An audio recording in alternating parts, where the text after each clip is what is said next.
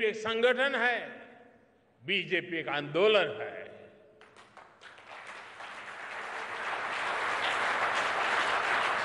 BJP विकास की भी प्रेरणा शक्ति है और बीजेपी बदलाव की भी प्राण शक्ति है। बीजेपी ने सियासत की सोच को बदला है और समावेश के नए मानकों को जन्म दिया है। और इसका एक उदाहरण है भाजपा का सदस्यता अभियान और इसके माध्यम से पार्टी का विस्तार। एक समय था जब हम राज्यों में राज्य स्तर की कमेटी बन जाए तो हम सोच रहे थे कि चलिए उस राज्य में झंडा गाड़ दिया। फिर थोड़ा समय और बीता, कार्यकर्ताओं ने परिश्रम किया, फिर हम हिसाब लगाने लगे कि भाई कितने जिले हैं जहां कमेटी बनी है, कितने जिलों में कमेटी बाकी है, कब पूरा करेंगे।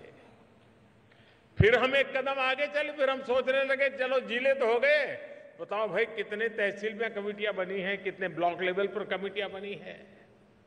फिर शक्ति केंद्र आया, फिर बूथ पर फोकस हुआ और आज हम पन्ना प्रमुख तक पहुंच गए।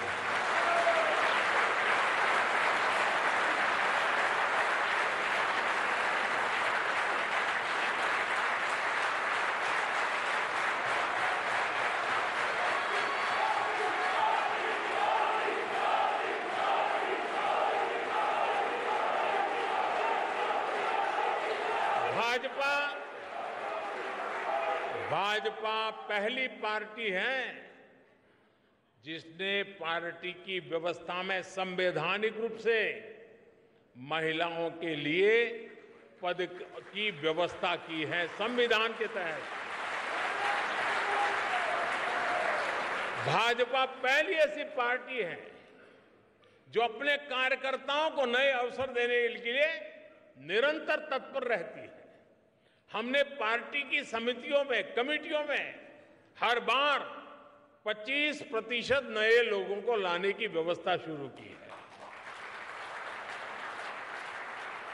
हम कार्यकर्ताओं की इसी ताकत से सत्ता के शिखर तक पहुंचे हैं। लेकिन हम भले ही सत्ता के शिखर पर पहुंचे हो, लेकिन हमारे पांव आज भी उतने ही जमीन पर हैं जितने 1980 में हुआ करते थे।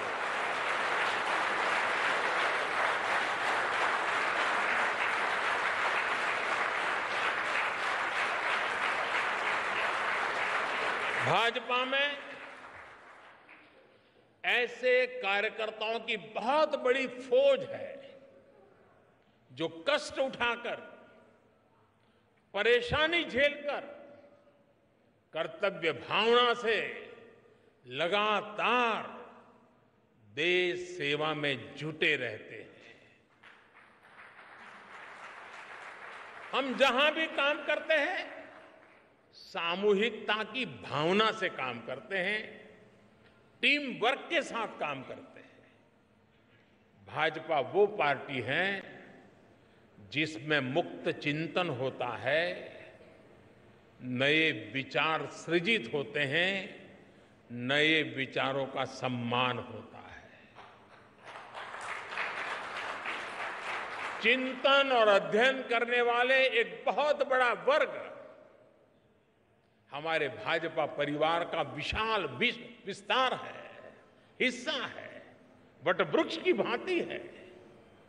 भाजपा वो पार्टी है जिसमें समाज के अलग अलग वर्गों को प्रतिनिधित्व देने के लिए प्रभावी और क्रियाशील मोर्चे और कमेटियां हैं।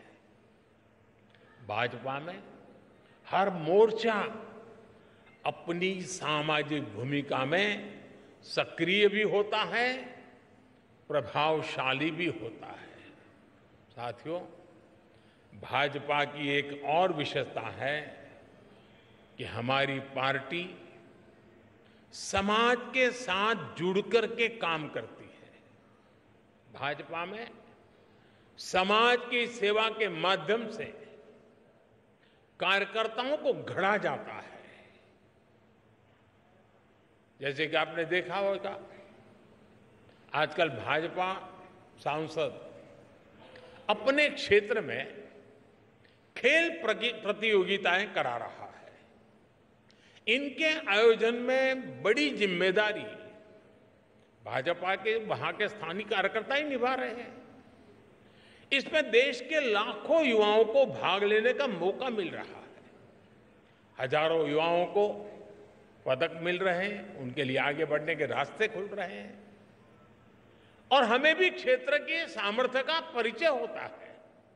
इसी तरह कहीं कोई प्राकृतिक आपदा हो, समाज के सामने कहीं कोई चुनौती आए या फिर रक्तदान जैसे समाज सेवा से जुड़ा अभियान हो, भाजपा के कार्यकर्ता सबसे पहले पहुंचते हैं और सबसे आखिरी तक मोर्चे पर डटे रहते हैं।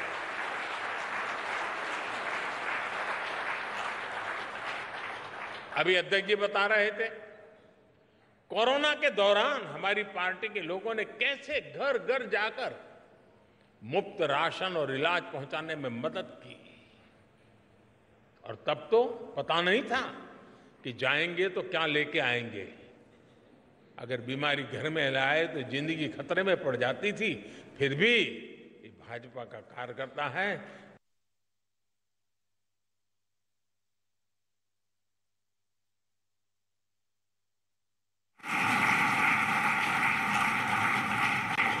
अभी अध्यक्ष जी बता रहे थे, कोरोना के दौरान हमारी पार्टी के लोगों ने कैसे घर घर जाकर मुफ्त राशन और इलाज पहुंचाने में मदद की।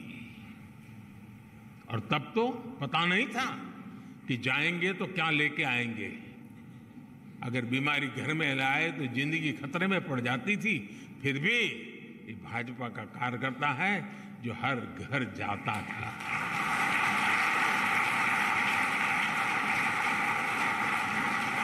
आज भाजपा और भाजपा कार्यकर्ताओं का समाज के साथ जो भावात्मक संबंध है, वो आपको किसी और राजनीतिक दल में नजर आएगा कि नहीं आएगा, ये मैं कह नहीं सकता। साथियों, जब हम समाज की सेवा के लिए अपना जीवन खपाते हैं तो सरकार बनाने का अवसर मिलने पर भी ये हमारी प्राथमिकता होता है। इसलिए ही आज पूरे भारत में भाजपा सरकारें आकांक्षा, विकास और प्रगति का पर्याय बन रही है। और ये भाजपा का ब्रांड ऑफ गवर्नेंस है।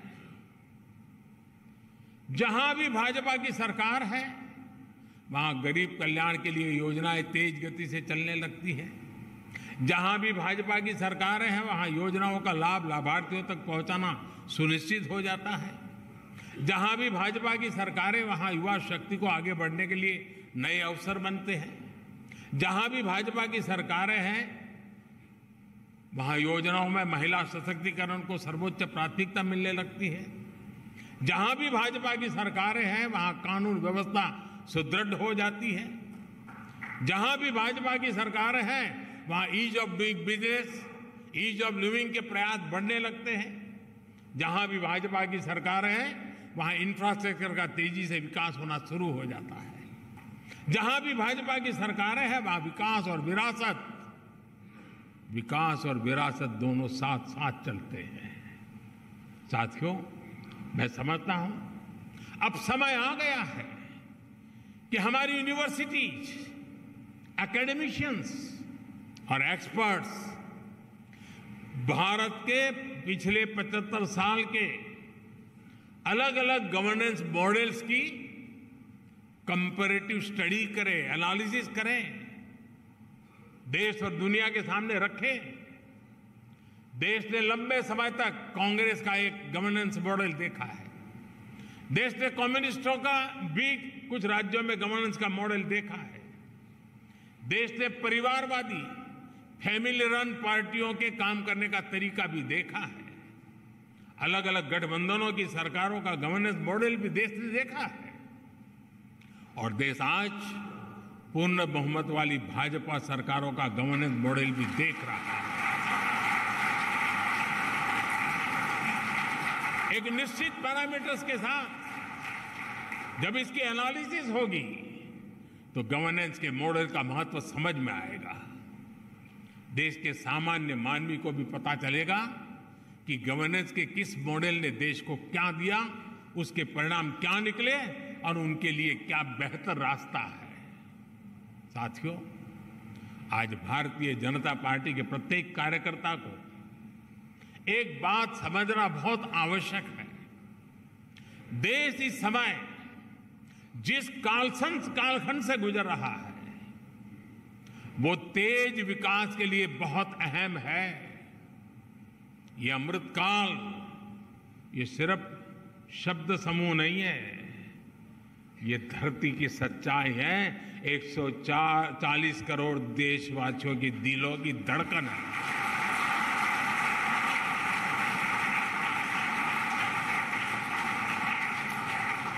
आज हम सबसे युवा देश हैं, आत्मविश्वास से भरे हुए देश हैं।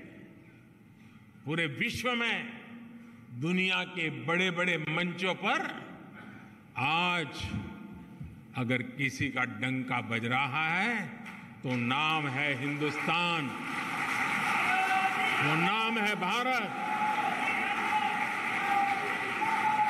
ऐसे में देश के भीतर बैठी और देश के बाहर बैठी भारत विरोधी शक्तियों का एकजुट होना स्वाभाविक है। ये शक्तियां किसी भी तरह भारत से विकास का एक कालखंड छीन लेना चाहती है। आज भारत का सामर्थ्य अगर फिर बुलंदी की तरफ जा रहा है तो इसके पीछे हमारी एक मजबूत नींव है। ये नींव हमारी संवैधानिक संस्थाओं की है, हमारे कॉन्स्टिट्यूशनल इंस्टीट्यूशंस की है। इसलिए आज भारत को रोकने के लिए हमारी इस नींव पर चोट की जा रही है। एजेंसियां कार्रवाई करती हैं तो एजेंसियों पर हमला किया जाता है।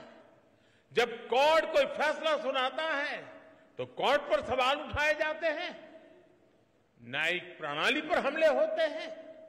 आप सब देख रहे हैं, कुछ दलों ने मिलकर भ्रष्टाचारी बचाओ अभियान छेड़ा हुआ है।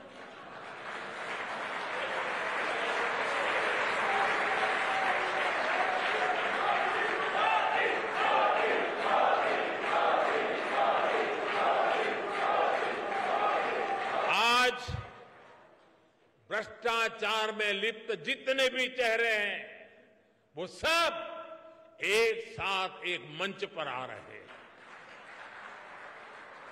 पूरा देश ये देख रहा है, देश समझ रहा है।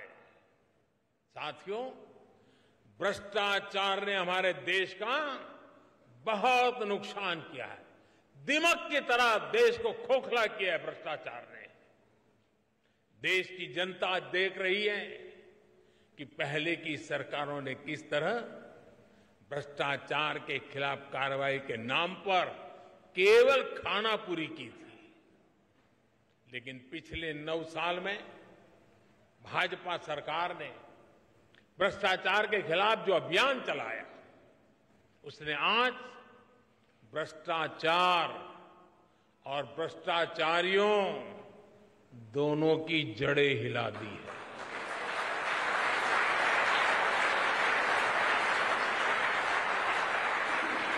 ये इस बात का प्रमाण है कि जब भाजपा आती है तो भ्रष्टाचार भागता है।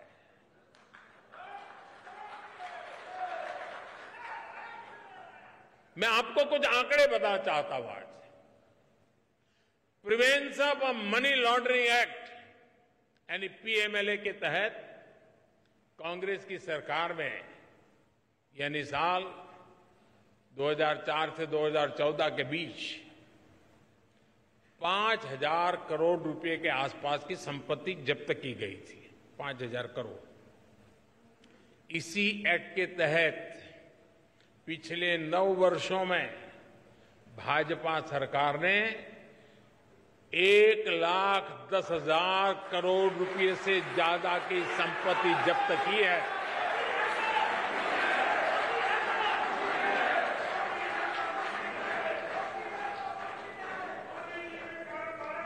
इस एक्ट के तहत पहले के मुकाबले 2 गुने से ज्यादा केस रिकॉर्ड किए गए हैं और 15 गुना ज्यादा लोगों को गिरफ्तार किया गया है। हमारे यहां कुछ लोगों ने कांग्रेस शासन के दौरान बैंकों को जमकर के लूटा। बैंकों का करीब 22,000 करोड़ रुपए का नुकसान करके ये लोग विदेश भाग गए। आज भाजपा सरकार ने इन लोगों की करीब करीब 20,000 करोड़ रुपए की संपत्ति जब्त करवा दी है।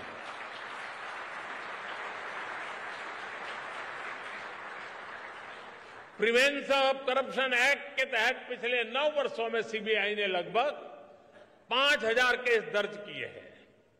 बीजेपी सरकार में भ्रष्टाचार के आरोपों से घिरे हुए